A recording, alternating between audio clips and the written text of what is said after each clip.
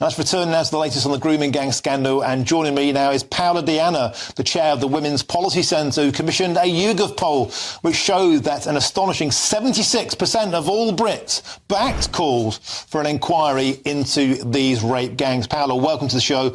Always a pleasure to have your company.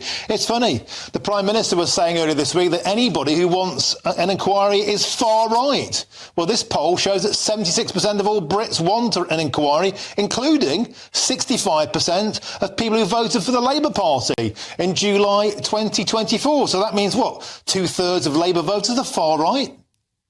Exactly, Martin. Keir Starmer is absolutely mistaken. 76% of the population wants it, and it's not far right, people.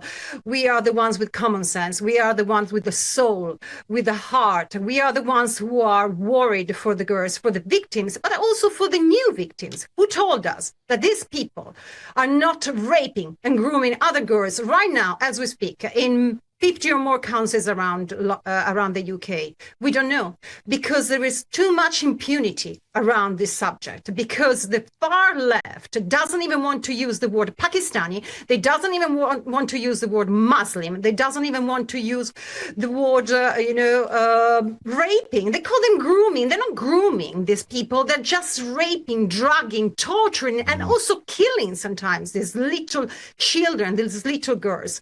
I'm shocked about what's happening in this country, and we should be very careful, because we have to speak up. Freedom of speech is one of the pillars of our democracy, and women's rights as well. And that's why we should also look into mass migration.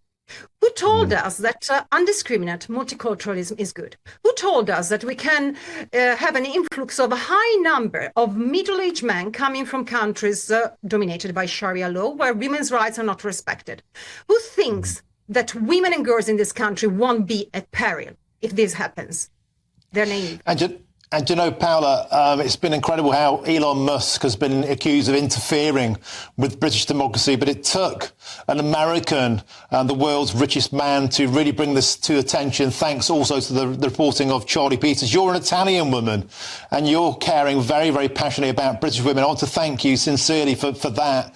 Another point that's come out of your report, which really, really caught my eye, 77% of those polled support the notion of revoking British nationality to those who are now citizens but were born abroad. This, of course, predominantly will be Pakistani men, and deporting those with dual nationality. Again, Paola Diana, this is something we were told was the preserve only of the far right. 70% of Brits want these people out of the country.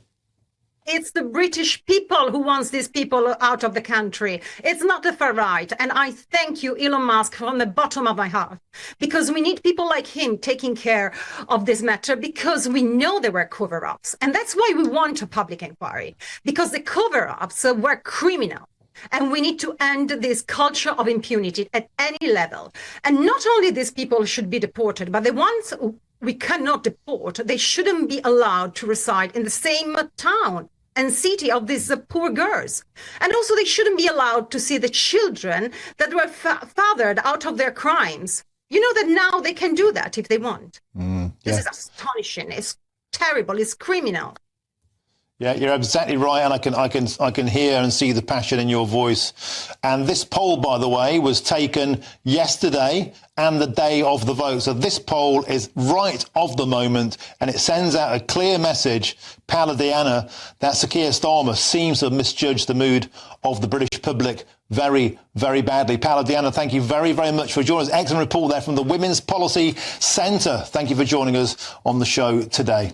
And now let's carry on this conversation back in the studio. I'm joined by the broadcaster Matthew Stadler. Matthew, always a pleasure to have you. I understand that your child's due date is today, so very, very best wishes for that. I wish you all the best.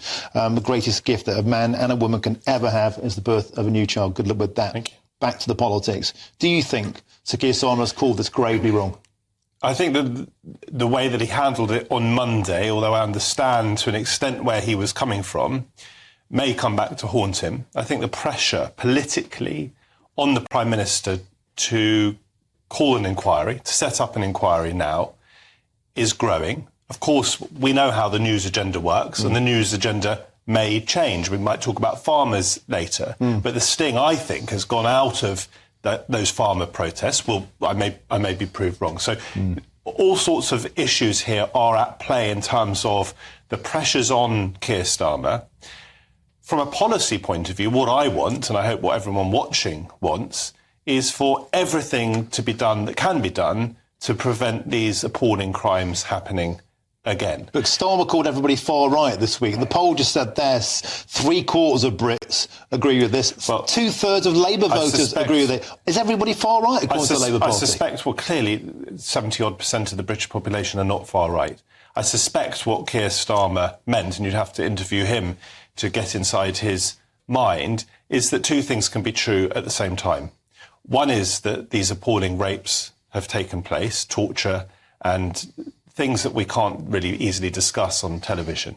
And two is, of course, some people will exploit the horrific abuse of these children for their own political ends. But others will exploit the silence that calling them far right gives. It gives them the cover to commit these heinous crimes. I think that's too true. Afraid of being called racist. I think that's true.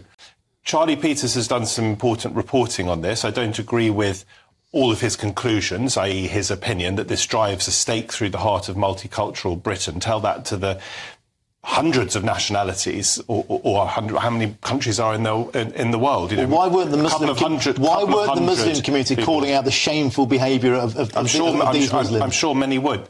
On the issue of whether the J inquiry that reported in 2022, a couple of years ago, whether that was a cover-up, Charlie Peters asserted that may have been a cover-up. Let me read you very briefly something from Professor J's own 2014 report. She's done these two reports into Rotherham and to these rape gangs specifically. I think it's important. She herself said, Professor J wrote, by far the majority of perpetrators were described as, in inverted commas, Asian by victims. Well, they weren't Asian, they weren't Japanese, they weren't Vietnamese, they were Pakistani. I understand that, but I'm talking, that's how she phrased it at the time. I don't know, I haven't read the entire report. Yet throughout the entire period, counsellors did not engage directly, here we go, with the Pakistani heritage community to discuss, so she obviously meant that, to discuss how best they could jointly address the issue. She also says some counsellors seemed to think it was a one-off problem, which they hoped would go away.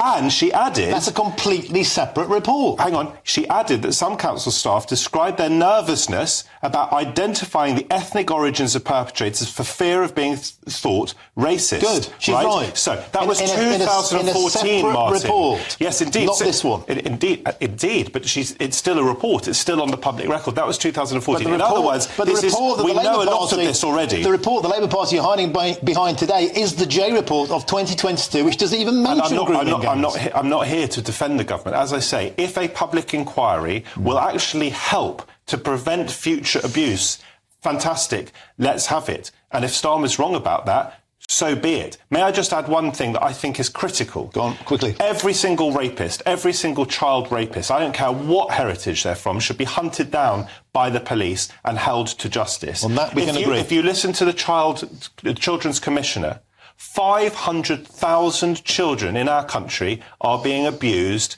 every year. That's 500,000, OK? Yep. So some of those will be the gang rape victims, which are, you might say, particularly horrific compared to some also heinous crimes. Yep. But let's not just point over there and forget to look under our noses. Yeah, but let's also not brush it under the carpet and fan it out too far, which is what the J report did. We've got to move on. Thank you, Matthew Stadlin. Now, next, 9 million voters are set to be denied the right to vote in May. Is your area impacted? Stay tuned. I'm Martin Daubney on GB News, Business News Channel.